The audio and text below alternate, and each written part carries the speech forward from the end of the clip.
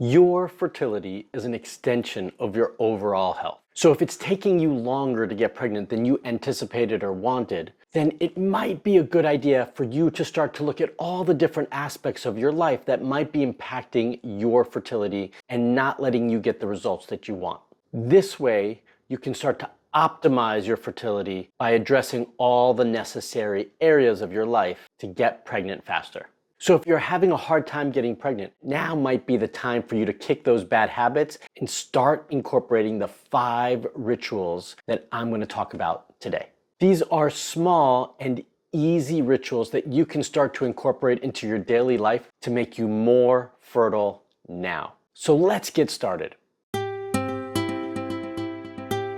My name is Dr. Marc Sklar, also known as the Fertility Expert, and welcome to Fertility TV, your YouTube channel dedicated to helping you get pregnant. I've been helping couples for over 18 years through my online coaching programs and here in San Diego at both of my clinics. If you need additional support, then there are many ways for me and my team to support you. Obviously, if you're here in San Diego, you can come and visit me at one of my clinics. But more importantly, if you are watching from anywhere in the world and you want a personalized fertility plan to help you get pregnant, then I want to encourage you to apply for a discovery call to see if you qualify to join my Hope Fertility program. You can do that by using the link in the description below. Okay, so it's been a while since I've been here with all of you. I took a little break in August to create more videos to support all of you, and we are back. And today we're going to talk about the 5 rituals that you can start incorporating into your daily routine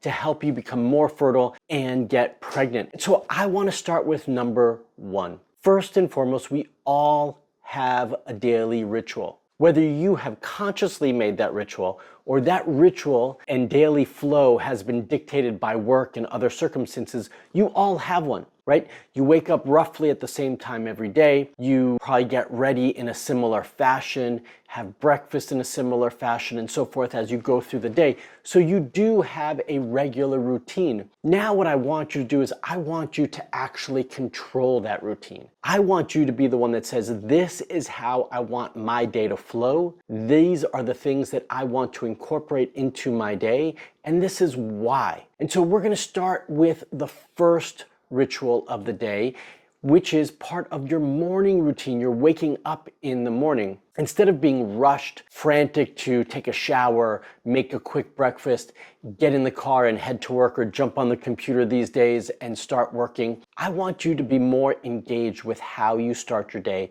so it can be more positive and more focused to your fertility needs. Now, typically what happens is especially today when we're working from home so much, is we wake up, brush our teeth, maybe make some coffee or a little bit of breakfast, and then we open up our computer and start working, right? Well, I think that's a terrible way to start our day. I think our day should be really mindful, focused with what you want to achieve and dictated, and this doesn't have to take a lot of time. So that's the way I want you to start your morning routine. I want you to take 5 to 10 minutes in the morning, and I want you to decide how that's going to flow, how that's going to work for you throughout every morning. Now, if you wanted to make your Monday through Friday different than your Saturday and Sunday, that's totally fine, but I want you to control it. So some of my recommendations when it comes to a morning routine are, first and foremost, is take some time to cuddle or snuggle with your significant other, with your partner, husband, wife, or whoever it is. Take some time to be with them in the morning. You know, you wake up, you roll over, you acknowledge each other, you hug each other, and you just be. This is one of my favorite ways to start the morning when I have the time to do that. And I want to encourage all of you to start your day like this as well. Now, you might decide that starting your day like that is not practical because maybe you work different schedules and so forth, so it just doesn't make sense. Regardless, I want you to have more control. Another suggestion that I would have for you as you start your morning is taking some time to meditate or breathe. Again, you don't need a lot of time for this. You can just take 5 minutes, practice some deep breathing, centering yourself, guiding yourself, and more importantly, making a mindful intention of how you want your day to go, what you want to achieve in your day, and how you want your fertility piece of your day to go as well. So make it a really focused meditation. Maybe that first part of your meditation is just clearing your mind, becoming more mindful of yourself and how you feel today. And then that second part is going to be more intention-based. What do you want to achieve out of the day, and how do you want to focus your intention for the day? So that's another piece. Again, if you can't start your day cuddling, you can just jump right to this, but I want you to have intention of how you're going to go through your day and how it's going to impact your fertility. And then last but not least, as part of this morning rituals, what are you grateful for? I want you to find gratitude in your life and in your day. And I just want you to pick out one thing that you're grateful for. Even if you had a terrible night's sleep and it was crappy and you didn't sleep well and whatever it was, and you woke up on the wrong side of the bed, you can clear your mind. You can set a good mindful intention for the day, and then you could still find something to be grateful for today that's going to push you forward in a positive light. So those are my recommendations for how you should be starting your day. Now, you don't have to do exactly what I say. You can create your own for what works for you, but I want you to take some time and map that out so that you are creating what works for you and you're having your morning ritual. Part of every good fertility daily ritual is your supplements. And I know all of you always want to know what the magic pills are. And this video is not specifically about what magic pill you should be taking, but it's about creating the habits, the rituals for putting that piece into your day. So I know some of you don't take supplements. I know many of you take a whole bag full of supplements, and I'm not here today to talk about which ones are good or bad or which ones you should be doing. If you do want a little bit more information on what my foundational fertility supplements are, then I'm going to leave the link in the description below for you to check out. But I do want to clear up, as just a reminder for everyone, if you haven't heard me say this enough, is that you all need your own personalized fertility supplement plan. Actually, personalized fertility plan, period. And some of that should include supplements, right? We all have different constitutions. We all have different medical conditions and underlying issues that are causing your fertility issues, and your plan should be based on that, not on what somebody else is taking. So without going into that in much detail, I just want to make sure that you are incorporating this. Part of your supplement daily ritual is also mapping out when you're going to be taking these. Are you going to be taking them with food? Usually that's a good idea for most supplements, especially prenatals. Do some of them need to be taken in between meals? How are you going to remember to do this, right? So you need to put this into your calendar so that you remember or get a reminder that it's time for you to take your supplements. But your supplement routine is part of your daily ritual, and it's an important part of your ritual. So if you're not doing it, now's the time to start. So tip number one was your morning ritual, right? How are you going to start your day? And tip number two is incorporating your supplements into your daily ritual, what time of day you're going to take them, which ones are the right fit for you. But number three is about moving, sweating, and sun. That's right. So what does that all mean? It means exercise. So obviously exercise is important, and obviously exercise does not have to be done outside. But my favorite parts, which is why I wrote it in the way that I did or said it in the way that I did for all of you, is that I love exercise, and I do think it's important that much of your exercise should be done outside, right? So I really want you getting moving, breathing in fresh air and getting exposed to the sun. So exercise is an important daily ritual for so many things. It's essential for overall good health. It's essential for increasing and improving blood circulation. And exercise is really important for your fertility and reproductive health and hormones.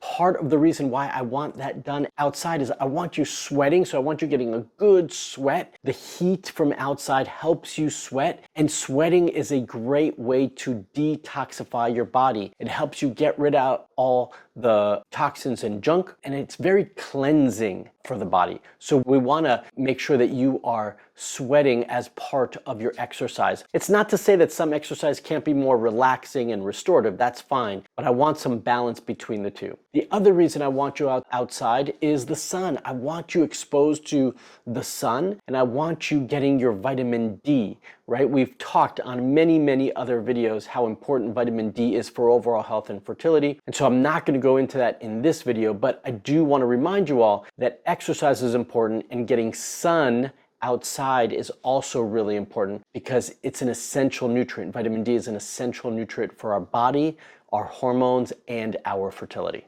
Now, I know many of you are going to say you're just too busy. You don't have time. You wake up, maybe you have 5 or 10 minutes to add in your morning ritual, and then you've got to get to work or jump on the computer and you've got meetings all day long. I want you all to understand that exercise is essential, which means if you're telling yourself that you don't have enough time to exercise, then we have to rework your schedule, right? Now, maybe you don't have time to exercise 7 days a week, and that's okay. But I do think we can all find 3 to 5 days in the week that we can add in a little bit of time to exercise. Now, the other piece of this, when we find excuses to say we just don't have time, is we think that we need to be exercising for like an hour or more. How about we just start with 30 minutes or 45 minutes? We can usually find 30 to 45 minutes in our day to exercise. Maybe that means you have to wake up a little bit earlier to incorporate that. But I'm just going to sneak in another bit of information here that I didn't have planned, which is if you have to wake up earlier to exercise, then that means you also have to go to bed earlier, right? Because I don't want to compromise the quality and length of your sleep for exercise. If the morning is not the best time for exercise, where are you going to do it? Midday at lunchtime as part of your lunch break? You're going to do it at the end of your day when you're done with work and you're winding down. As long as you get it in, I'm happy about it. And daily ritual tip number 4 is practice self-care. Now, obviously part of self-care can be exercise, but I isolated that out into tip number 3 on its own. So let's talk a little bit more about self-care. What I mean here is about cleaning up the chemicals and toxins in your house, in your environment that you put on your skin or that you use on a daily basis, right? We're all exposed to tons of chemicals on a daily basis. That number is in the tens of thousands, by the way, on a daily basis that we're exposed to. So we want to try to minimize our exposure to these as much as possible. One of my favorite ways to understand a little bit more about your chemical exposure and understand how it's impacting your fertility, and then more importantly, so that you know what you need to start to change in your house environment or in the products that you're using, is this company called Million Marker. Million Marker is a chemical toxin test that you can do at home on your own.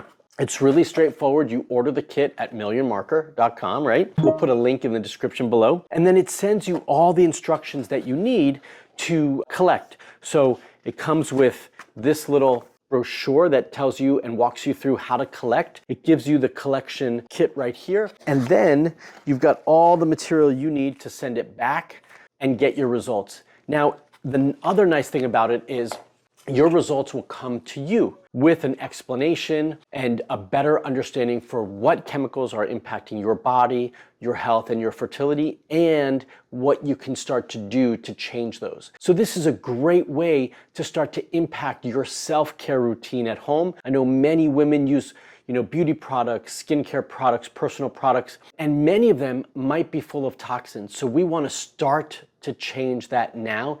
This is such an important part of your daily routine, but this piece, as opposed to the other ones that I've talked about, this one will take a little bit of time, right? So you have to be patient with yourself. Don't jump the gun too quickly. Don't stress yourself out by having to make all these changes. Start to make changes slowly, one at a time. But this kit from Million Marker is a great way to start to understand what's going on with you so that you know how to move forward. Tip number 5. I haven't talked about any diet-related issues in any of my first 4 tips, but now it's time. How can you talk about fertility? How can you talk about daily routines without talking about diet?